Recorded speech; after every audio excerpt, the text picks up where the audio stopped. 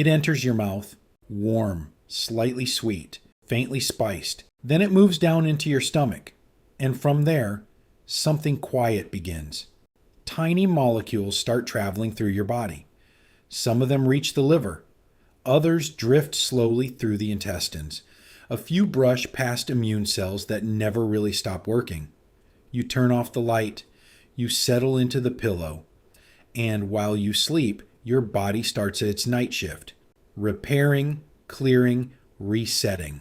By morning, you may look exactly the same in the mirror, but inside thousands of small processes have already run their full course. Some evening drinks may support that night shift. Others quietly get in its way. Tonight I'll give you 5 of them. Exact recipes, exact proportions, 2 mistakes that ruin them, and a short exercise you can do sitting on the edge of your bed. I'm not a physician. I read research for a living and translate it into plain language. Number 5, chamomile tea. Everyone has heard of it, which is exactly why almost everyone makes it wrong.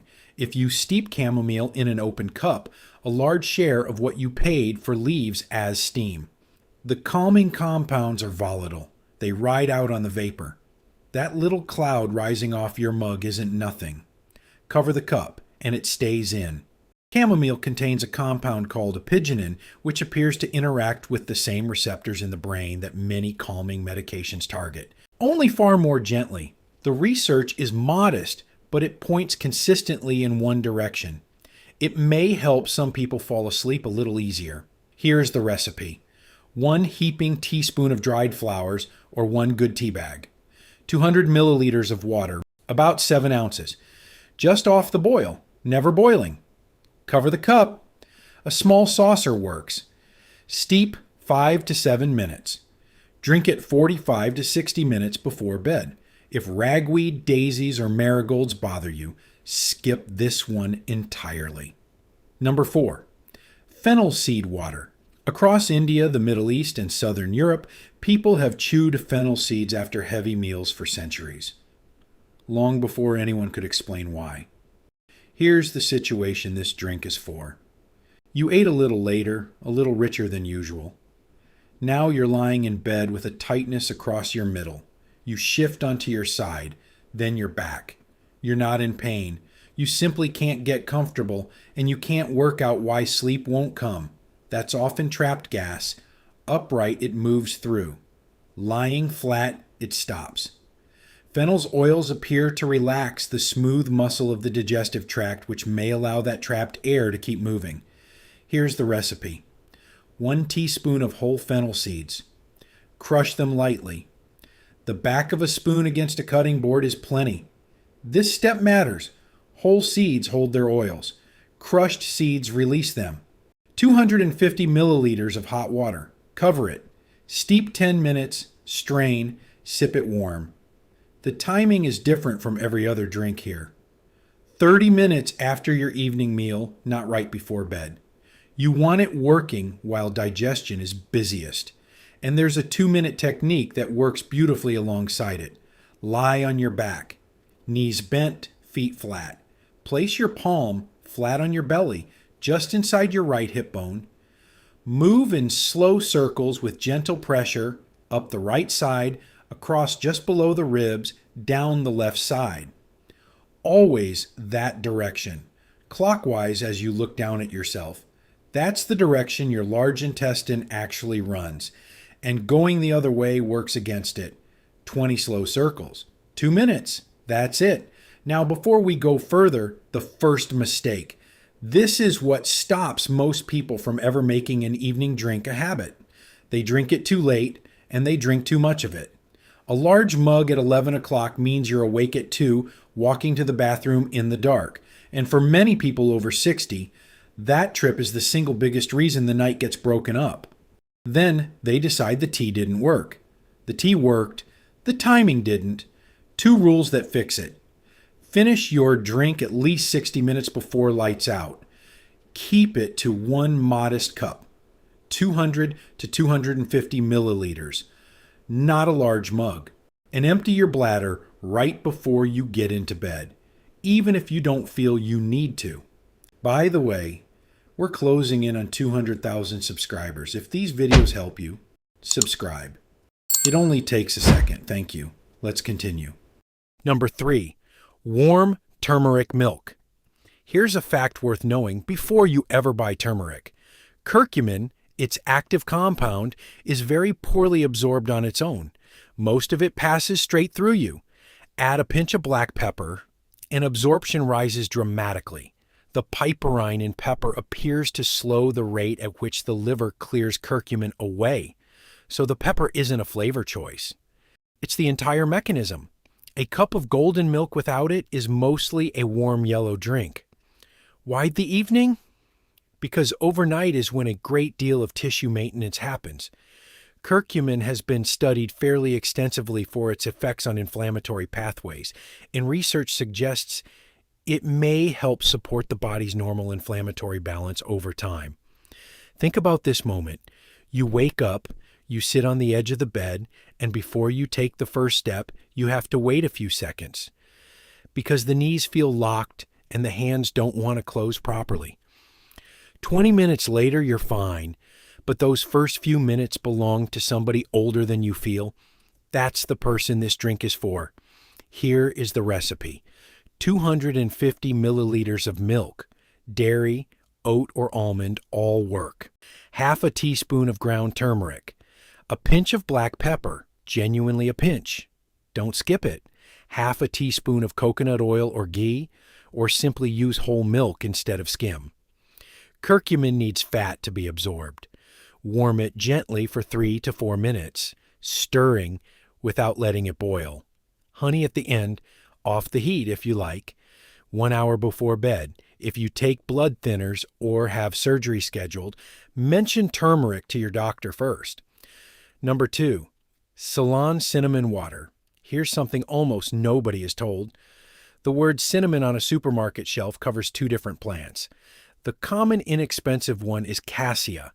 It contains a compound called coumarin, and in larger regular amounts, coumarin may burden the liver. Ceylon cinnamon, often labeled true cinnamon, contains only trace amounts. For a sprinkle on porridge once a week, it hardly matters. For a nightly cup, it matters a great deal. Turn the jar over and read it. Why the evening? Because blood sugar doesn't stay flat overnight. In many people it drifts and often climbs in the early hours as the body prepares for waking. Research on cinnamon and glucose metabolism is mixed, but several studies suggest it may help support steadier fasting blood sugar in some people. If you've ever woken around 4 in the morning feeling oddly shaky or hungry or too warm, and gone to the kitchen for something you didn't really need, that's the pattern this drink speaks to. Here is the recipe. Half a teaspoon of Ceylon cinnamon powder, or 1 small stick. 200 milliliters of hot water, covered. 10 minutes for a stick, 5 for powder. Then stir well because powder settles. 60 minutes before bed, 3 to 4 nights a week rather than every night. If you take medication for blood sugar, speak to your doctor first. Together, they may lower your numbers more than intended. And number 1, clove water.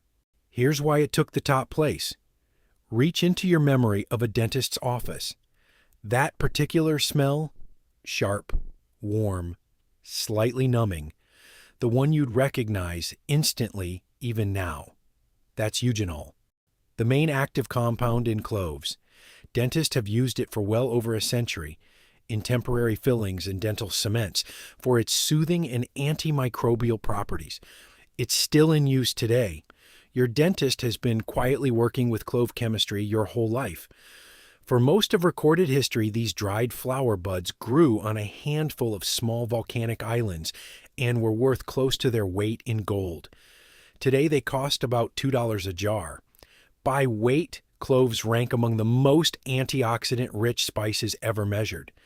That combination, extraordinary concentration, almost no cost, is why this one is number 1. Warm clove infusions have been used traditionally for centuries, usually for digestive discomfort and sore throats. Tradition isn't proof, but it does tell you something about tolerability. Why the evening? Because the two things clove water may support most, digestive comfort and the bacterial balance in the mouth and gut, are both things your body works on while you lie still. Now the recipe. This is where people go wrong. 3 to 4 whole cloves. Not 8, not 10. Cloves are potent, and more is not better. Past 4, most people find the taste harsh and the stomach less content. 200 to 250 milliliters of hot water, just off the boil, poured over the whole cloves. Cover the cup. Eugenol is volatile. Uncovered, much of it leaves with the steam. Steep 10 to 15 minutes. 10 gives a mild cup, 15 a stronger one. Start with 10 for the first week. Leave the cloves in or strain them out. Either is fine. Drink it warm, 45 to 60 minutes before bed, 3 to 5 nights a week, not endlessly every night. If you'd like to improve the taste, I'd choose fresh ginger first. 2 thin coins dropped in with the cloves. A small stick of Ceylon cinnamon second. A slice of lemon third, added only after steeping, never during. Now, who should be careful? Talk to your doctor first if you take blood thinners or blood sugar medication, and stop 2 weeks before any surgery or dental work. Skip it if you have ulcers or strong reflux. It may irritate rather than soothe. And one absolute rule: never drink clove oil. Clove oil and clove water are entirely different things, and concentrated clove oil taken internally has been linked to serious liver harm. Whole cloves. Hot water, nothing else. While the cloves steep, here's what to do with those minutes. Sit on the edge of the bed. The first minute is for circulation. Feet flat on the floor. Lift your heels, toes down, lower them.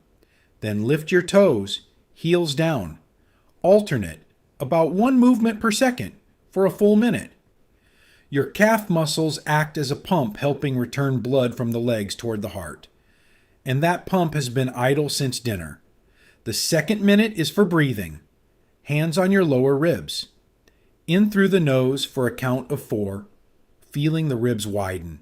Out through slightly pursed lips for a count of 6. The long exhale is the part that matters. A longer out breath tends to shift the nervous system toward rest. About 6 breaths. If you feel lightheaded, shorten the counts. The third minute is for release. Roll your shoulders backward 5 times, slowly. Then let your chin drop toward your chest for 15 seconds. Then take off your socks, put a tennis ball or a rolled towel under one foot and roll it heel to toes for 30 seconds. Then the other foot. Then drink your clove water. Then lights out. There's one more thing worth saying, and it isn't about cloves at all. In the 1950s, when someone told their family doctor they weren't sleeping, the advice was usually a lighter supper eaten earlier, a short walk afterwards, a warm drink, and a consistent bedtime. Nobody called those miracle cures, and neither will I. And to be clear, clove water specifically was never a standard medical recommendation in that era. I've no evidence for that, and I won't invent it. But those simple habits quietly disappeared into screens and late meals and irregular hours. And now many people are rediscovering them, not as miracle remedies, but as reasonable parts of a healthy life. Which brings me to the second mistake, and it's the bigger one: trying all 5 at once. You watch a video like this, you feel motivated, and by Thursday there are 5 jars on the counter, 3 of them barely opened, and the whole thing feels like homework. Choose one, just one. Do it 3 or 4 nights a week for 2 weeks, alongside those 3 minutes of movement. 2 weeks is long enough to know. 5 drinks at once tells you nothing because you'll never know which one did anything. That's the whole practice. 3 or 4 cloves, a cup of hot water. 15 minutes covered. 3 minutes on the edge of the bed, a body that gets a slightly gentler start to its night shift. Before you go, one question. Almost every one of us had someone with an evening habit of their own. A grandmother with her hot milk, a father who always opened the window before bed, an aunt with a jar on the windowsill that nobody could quite identify. Tell me in the comments what it was in your family. Half of what I talked about today was once passed along exactly that way. Not out of books, but from a kitchen.